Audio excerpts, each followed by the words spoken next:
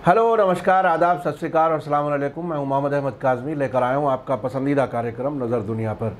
Middle east में तेज़ी से उथल पुथल जारी है, जहां अमेरिका और उसके चहीते हुक्मरानों को ये समझना मुश्किल हो रहा है कि वो आखिर क्या करें। हुकूमतों और आवाम में राब्ते की कमी की वजह से हुकूमतें फ़ैसले नहीं ले पा रही हैं। किस हद तक अमेरिका की ग़ुलामी की जाए ताकि उनकी हुकूमतें भी बची रहें और मुल्कों के अंदर कोई बड़ी प्रॉब्लम भी खड़ी ना हो, ये बड़े सवाल हैं इन हुक्मरानों के सामने। हाल ही में मीडिया स्टार वर्ल्ड ने आपको एक खबर दी थी कि इराक़ के prime minister Mustafa Al Kazmi को ईरान और सऊदी अरब जाना था और वो दोनों मुल्कों के बीच मीडिएटर यानी बिचौलिए का रोल अदा करना चाहते थे। लेकिन आखिरी वक्त पर सऊदी अरब के बादशाह सलमान बीमार हो गए और इसी वजह से इराक़ के प्राइम मिनिस्टर का सऊदी अरब का दौरा फ़िलहाल टल गया। उस वक्त मीडिया स्टार वर्ल्ड ने ये शक जाहिर किया था कि चूँकि अमेरिका और इजराइल ईरान और सऊदी अरब के बीच बेहतर ताल्लुकात नहीं देखना चाहते, तो हो सकता है कि इराक़ के प्राइम मिनिस्टर की सऊदी अरब की विज़िट को रोकने के लिए अमेरिका ने मशवरा दिया हो कि बादशाह सलामत को बीमार बता दिया जाए, तो ईरान और सऊदी अरब के ताल्लुकात बेहतर होने के फ़िलहाल चांसेस कम किए जा सकते हैं। अब ये बात किसी हद तक सही मानी जा रही है। इस सिलसिले में इराक़ के एक बड़े पत्रकार लिका मक्की ने कुछ बहुत ही दिलचस्प बातें लिखी हैं, जो कतर के अल जज़ीरा टेलीविज़न के स्टडी सेंटर के लिए लिखे गए आर्टिकल में बताई गई हैं। मेरा कहना है कि इस इलाके को समझना बहुत पेचीदा काम है, लेकिन अगर कुछ बुनियादी बातें समझ में आ जाएं और दुनिया भर में अमेरिका और इजराइल की हरकतों को अगर समझ लिया जाए तो बहुत सी बातें समझना आसान हो जाती हैं। खबर में आगे बढ़ने से पहले आपसे गुजारिश है कि अगर आप YouTube पर देख रहे हैं तो सब्सक्राइब कर लें और घंटी दबाना ना भूलें, और अगर Facebook पर देख रहे हैं तो हमारा पेज फॉलो कर लें और लाइक ज़रूर करें ताकि आपको हमारी हर एक वीडियो की खबर सही वक्त पर मिल सके। और अगर आपको हमारी खबर सच्ची और अच्छी लगे तो अपने व्हाट्सएप ग्रुप, फेसबुक, इंस्टाग्राम और ट्विटर अकाउंट पर ज़रूर शेयर करें ताकि मीडिया स्टार वर्ल्ड की खबरें दुनिया भर में पहुंच सकें। अब ताज़ा खबर यह है कि Al Jazeera centre for studies ने लिका मक्की का एक आर्टिकल छापा है, जिसमें सऊदी अरब, इराक़ और ईरान के ताल्लुकात और Iraqi prime minister Mustafa Al Kazimi के ईरान सफ़र और उनके सऊदी अरब के पोस्टपोन हुए दौरे का जायज़ा लिया गया है। उनका कहना है कि इराक़ के प्राइम मिनिस्टर पर हाल ही में हुए उनके ईरान दौरे के बाद दबाव काफ़ी बढ़ गया है। उनके सामने अब बहुत सी चुनौतियां हैं, इसीलिए उन्होंने अपनी फॉरेन पॉलिसी पर ध्यान देना बेहतर समझा है। इराक़ के प्राइम मिनिस्टर को उम्मीद थी कि इस तरह से वे आज़ाद पॉलिसी अपनाने में कामयाब होंगे। इराक़ के प्राइम मिनिस्टर ने सऊदी अरब को अपने पहले गैर मुल्की दौरे के लिए चुना था और उसके बाद ईरान और अमेरिका के दौरे का प्रोग्राम बनाया, लेकिन हालात अल काज़मी की मर्ज़ी के मुताबिक आगे नहीं बढ़े और उनका सऊदी अरब का दौरा नामालूम मुद्दत के लिए टल गया। इराक़ के कुछ एक्सपर्ट्स ने हाल ही में कहा था कि prime minister Mustafa Al Kazimi के तेहरान और रियाद दौरे का एक अहम मकसद दोनों मुल्कों के बीच ताल्लुकात को बेहतर करने की कोशिश करना है। इराक़ी सिक्योरिटी एनालिस्ट अहमद अल अबियज़ ने ईरान के फॉरेन मिनिस्टर जवाद ज़रीफ के अचानक बगदाद दौरे के बारे में अल जज़ीरा को बताया था कि इस दौरे से दो मैसेज देना मकसद है। इसमें एक ये कि एक अल काज़मी को खाड़ी के मुल्कों के साथ तिजारती ताल्लुकात बनाने की कोशिशों को आगे ना बढ़ाने के लिए होशियार करना था, और दूसरा ये कि ईरान अपने इलाकाई दुश्मन सऊदी अरब के साथ मीडिएशन करने का मैसेज दे रहा है। अल जज़ीरा स्टडी सेंटर के लिए अपने आर्टिकल में इराक़ी सियासी एक्सपर्ट लिका मक्की ने आगे कहा है कि prime minister Mustafa Al Kazimi के सऊदी अरब के दौरे से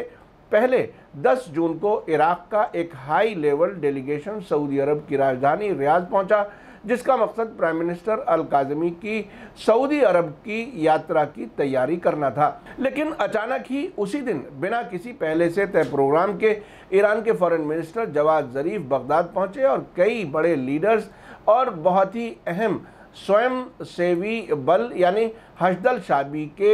हेड से मुलाकात की। ज़रीफ के अचानक बगदाद दौरे से कई सवाल खड़े हो गए, ख़ास तौर से इसलिए भी कि ये सफ़र इराक़ी प्राइम मिनिस्टर के सऊदी दौरे से सिर्फ 2 दिन पहले किया गया और ज़रीफ के अचानक बगदाद दौरे की कोई वजह भी पता नहीं चल पाई। दूसरे ही दिन जब प्राइम मिनिस्टर अल काज़मी को सऊदी अरब के दौरे की तैयारी करना थी, सऊदी हुकूमत के जिम्मेदारान ने अचानक ऐलान किया कि इराक़ी प्राइम मिनिस्टर के दौरे को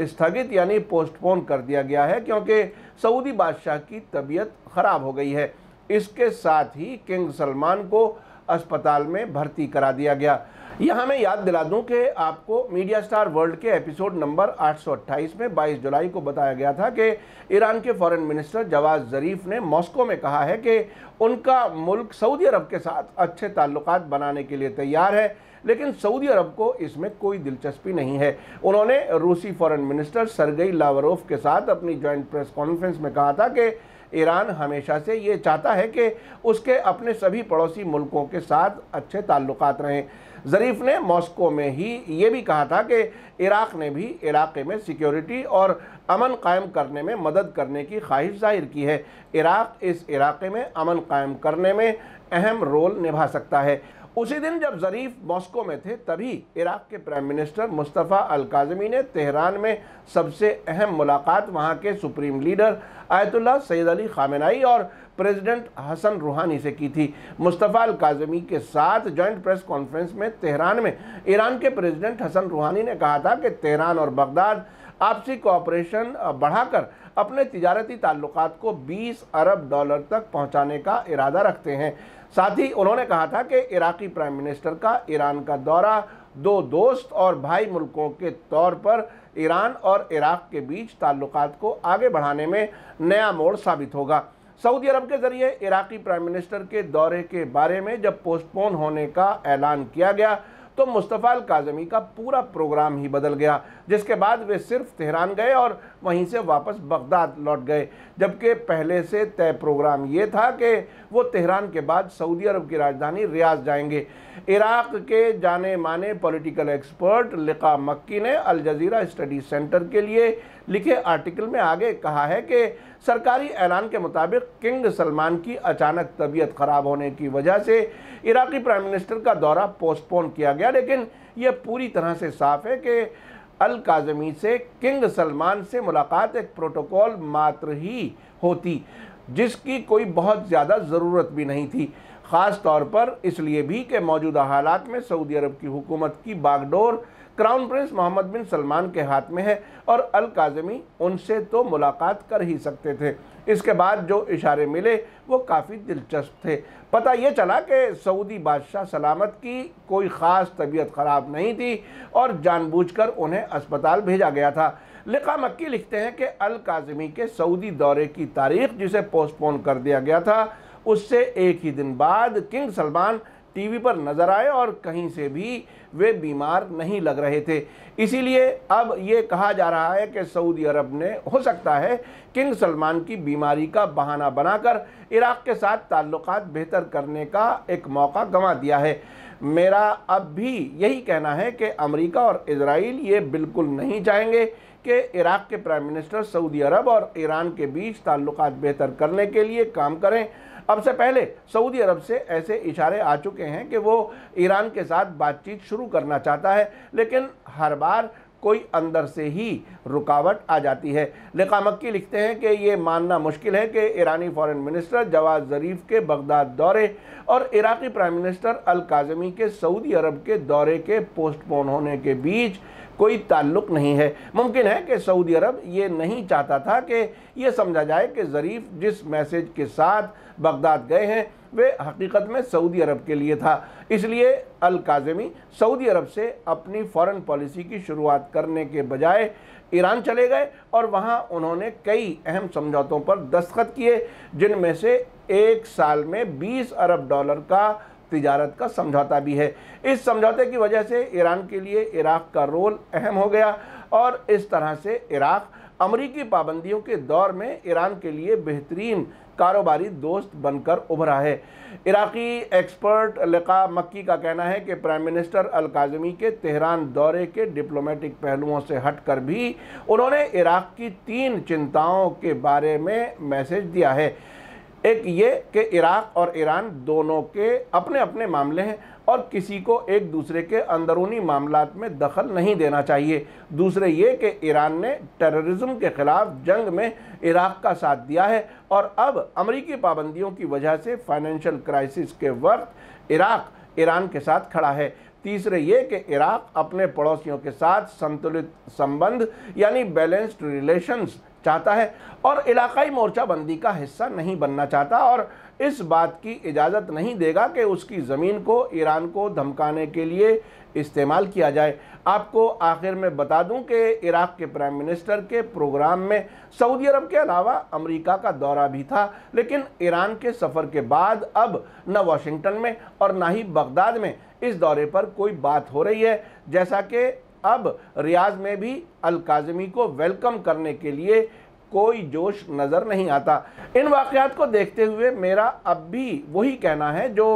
मैंने एपिसोड नंबर 828 में बताया था कि मुझे ऐसा लगता है कि अमेरिका इराक और सऊदी अरब में अपने कॉन्टैक्ट्स के ज़रिए prime minister Mustafa Al Kazmi का सऊदी अरब का दौरा टालने की आगे भी कोशिश करेगा। अमेरिका का असर सऊदी अरब में ज़्यादा है। जिस तरह की अमेरिका साजिशें करता है, मैं उसकी बुनियाद पर यह समझता हूं कि शाह सलमान को जानबूझकर ऐसे मौके पर अस्पताल भेजा गया ताकि इराकी प्राइम मिनिस्टर अपना सऊदी अरब का दौरा पोस्टपोन करने के लिए मजबूर हो जाएं। अमेरिका का दखल सऊदी अरब में हर सतह पर इस हद तक है कि ये सब मुमकिन है। मेरा समझना यह है कि अमेरिका हर चाल इसलिए खेलता है ताकि ईरान को कमज़ोर किया जा सके और उसे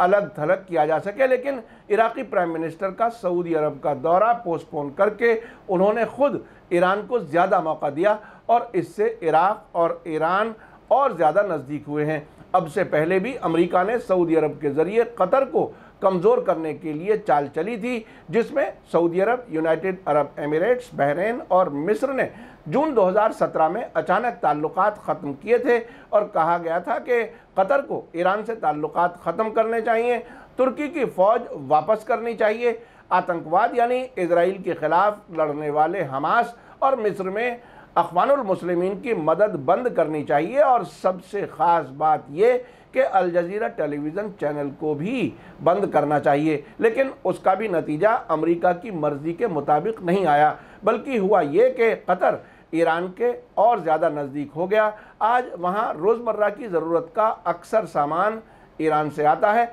और तुर्की से भी ताल्लुकात बेहतर हुए हैं। इस तरह से कतर भी सऊदी अरब के हाथ से निकल गया। ये इत्तेहाद पिछले साल दिसंबर में एक बार फिर नज़र आया जब मलेशिया के प्राइम मिनिस्टर महासिर मोहम्मद के ज़रिए कुआलालंपुर में की गई इस्लामिक सरबराह कॉन्फ्रेंस यानी इस्लामिक समिट में ईरान और तुर्की के प्रेसिडेंट्स हसन रूहानी और रजब तैयब अर्दगान के साथ कतर के अमीर तमीम बिन हमाद अल सानी भी नज़र आए। इसी कॉन्फ्रेंस में सऊदी अरब के दबाव के नतीजे में पाकिस्तान के प्राइम मिनिस्टर इमरान खान हिस्सा नहीं ले सके थे। आप ये समझ लें कि सऊदी अरब बिना अमेरिका के इशारे के अपनी फॉरेन पॉलिसी में कोई तब्दीली नहीं करता। इसके सबूत में एक और वाक़या चलते चलते याद दिला दूं कि डोनाल्ड ट्रंप ने प्रेसिडेंट बनने के बाद पहला विदेशी दौरा सऊदी अरब का मई 2017 में किया था, जहां सऊदी अरब ने 50 से ज़्यादा मुस्लिम मुल्कों के लीडर्स को इकट्ठा किया था ताकि ट्रंप इन सभी की एक साथ क्लास ले सकें और ये लीडर्स अमेरिका और सऊदी अरब को अपने आका के तौर पर एक बार फिर कबूल कर सकें। यानी मुस्लिम मुल्कों का सारा काम अमेरिका ने सऊदी अरब को आउटसोर्स किया हुआ है। इसी के साथ मुझे दीजिए इजाज़त। आज का मेरा एपिसोड कैसा लगा कमेंट्स में ज़रूर लिखें। थैंक यू, धन्यवाद, शुक्रिया। जय भारत, जय हिंद।